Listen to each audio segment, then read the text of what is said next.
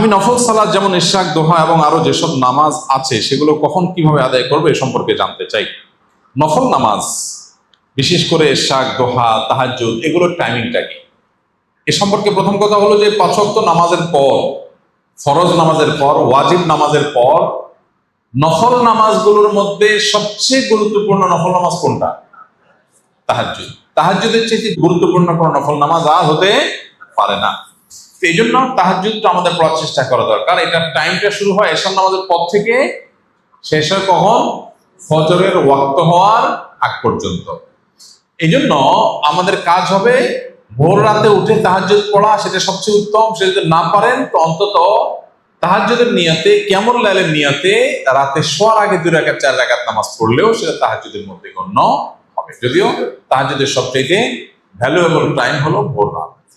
আর তাহাজ্জুদের পর দ্বিতীয় সর্বোচ্চ গুরুত্বপূর্ণ নফল নামাজ হলো চাষতের নামাজ, সালাতুদ দোহা যেটাকে বলা হয়। নবী করিম সাল্লাল্লাহু আলাইহি সাল্লাম বেশ অনেক সাহাবীকে ওসিয়ত করেছেন তারা যেন সালাতুদ দোহা আদায় করেন। এটার টাইমিংটা কখন? এটার টাইমিংটা হলো সূর্য যখন বাঁশ গাছ যতটা উচ্চতা হয় এই টাইপের উচ্চতে উঠে যায়, আনুমানিক সকাল 9টা, 8টা, 9টা। 8টা 9টা অবশ্য এক এক সিজনে 8টা 9টা, যেমন এই সময়টাতে, গরমের সময়টাতে বাংলাদেশে 8টা 9টা মানে সূর্য তেতে যায়। সূর্য যখন তেতে যায়, সূর্যের আলো যখন মাটিতে পড়বে, মাটি যখন একটু তেতে যায়, তেতে যাওয়া শুরু হয়, তখন সালাতুদ দোহা বা চাষতের নামাজের ওয়াক্ত শুরু হয়। অথবা আপনি সেই সময় 4 রাকাত বা 8 রাকাত নামাজ, বেশি পারলে 8 রাকাত, আর কম পড়লে 4 রাকাত অপশন আছে, 4 রাকাত পড়লেও হবে।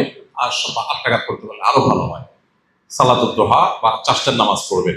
এই টাইমে আমরা সবাই কর্মব্যস্ত থাকি, এই নামাজটা আমাদের পড়া হয় না। মাঝে মধ্যে পড়বেন, অন্তত শুক্রবারে বা যেদিন সুযোগ হয় তখন পড়বেন। কারণ নবী করিম সাল্লাল্লাহু আলাইহি সাল্লাম এই নামাজের জন্য অনেক সাহাবীকে বিশেষভাবে ওসিয়ত করেছেন, যেটা ছাড়বা না। আমাদের শরীরের প্রত্যেকটা জোড়ার তরফ থেকে সাদাকা আছে। প্রত্যেকটা জোড়ার আল্লাহ তাআলা অনেকগুলো জোড়া আমার বডিতে দিয়ে রেখেছেন। এই জোড়াটা যদি আল্লাহ না দিতেন তো আমার চলাফেরা কঠিন হয়ে যেত। আমার বডিতে আল্লাহর অজস্র নেয়ামত আছে। এই নেয়ামতগুলোর শুকরিয়া আদায় হয়ে যায় সালাতুদ দোহার মাধ্যমে। এই জন্য সালাতুদ দোহা মাঝে মধ্যে পড়বো আমরা। 3 নম্বর সালাতুল ইশরাক। এটার টাইমিংটা হলো সূর্য উঠার আনুমানিক 15-20 মিনিট পর থেকে। সূর্য ওঠার পর একদম সূর্য ওঠা ঠিক 15-20 মিনিট এই টাইমটা নামাজ পড়া যাবে না। তারপরে সালাতুল ইশরাকের নামাজ আমরা পড়বো। আর এরও 1-2 ঘন্টা পর যখন সূর্য তেতে যায় তখন আমরা সালাতুল দোহা বা চাষতের নামাজ পড়বো। যদিও অনেক ওলামাদের মধ্যে দোহা, চাঁদ আর ইশরাক একই নামাজ, যেমন সৌদি আরব ওলামা ইকরাম অনেকের মধ্যে এটা, কিন্তু হাদিসগুলোর দিকে তাকালে দুই নামাজই মনে হয় এবং সেটাই অধিক গ্রহণযোগ্য। তো সালাতুল ইশরাক, সালাতুল দোহা এবং সালাতুল তাহাজ্জুদ, এই 3টা নফল নামাজ আমরা নিয়মিত পড়বো। এর বাইরে আরো বহু নফল নামাজ আছে। মসজিদের বারান্দায় নামাজ পড়ার সময় সামনে থাকা থাই গ্লাসের দরজা বা পার্টিশনকে কি সূত্রা হিসেবে ব্যবহার করা যাবে? গ্লাসের উপর দিয়ে মুসল্লিগণ যাতায়াত করলে কি নামাজের ক্ষতি হবে কিনা? ভাই, নামাজে যখন আমরা দাঁড়াবো একাকী বা জামাতে, সেক্ষেত্রে আমাদের সামনে দিয়ে মানুষ যাতে চলাচল করতে অসুবিধা তৈরি না হয় সেভাবে আমরা নামাজে দাঁড়াবো। অর্থাৎ এমনভাবে নামাজে দাঁড়াবো যে আমি যেখানে দাঁড়াবো সেখানে সামনে ওয়াল আছে, তাহলে কারো হাঁটা চলার ব্যাপার নেই। অথবা একটা পিলার, এটাকে সামনে রেখে নামাজে দাঁড়াবো, তাহলে পিলারের অপর দিক থেকে মানুষ, পিলারের পর থেকে মানুষ হাঁটা চলা করতে পারবে। এমন জায়গায় নামাজে দাঁড়ানো উচিত না যেই জায়গায় নামাজে দাঁড়ালে মানুষের হাঁটা চলায় অসুবিধা হবে। ধরুন আপনি মসজিদের মাঝখানে এখানে দাঁড়ায় গেলেন, দাঁড়ায় আল্লাহু আকবার নামাজ শুরু করে দিলেন। এখন পুরো মসজিদে মানুষ এই পাশ থেকে ওই পাশে যাওয়ার দরকার হবে, তাদের অসুবিধা হবে। এই জন্য যে দাঁড়াবে তার দায়িত্ব হলো ওয়ালকে সামনে রেখে, পিলারকে সামনে রেখে, কোনো কিছুকে সামনে রেখে দাঁড়াবে, যাতে মানুষের পথে চলাচলের কোনো অসুবিধা না হয়।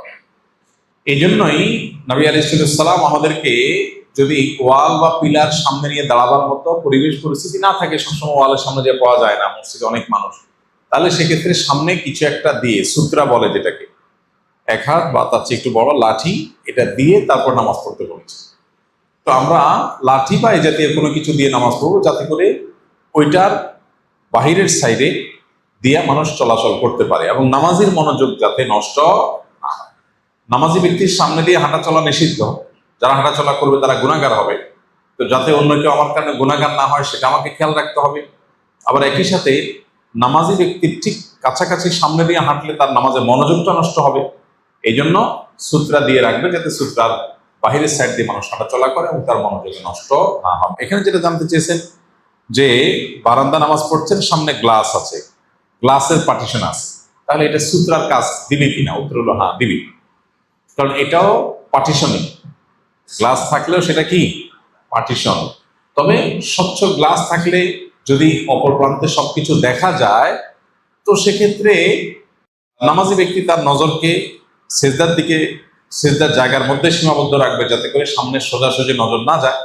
আর গ্লাসের অপর সাইড দিয়ে যদি কেউ হাঁটাচলা করেও, তাতেও সুতরা দিয়ে নামাজ পড়ার বিধান আদায় হয়ে যাবে, হাঁটাচলা করা ব্যক্তির গুনাহ হবে না, আর যে নামাজ পড়ে তারও গুনাহ হবে না। তারপরেও যেহেতু স্বচ্ছ গ্লাস থাকলে দেখা যায় একদম সরাসরি, যিনি হাঁটাচলা করছেন তিনি কেয়ারফুলি হাঁটবেন, যাতে করে তার সামনে গিয়ে এমন কিছু না করেন তার মনোযোগ নষ্ট হয়।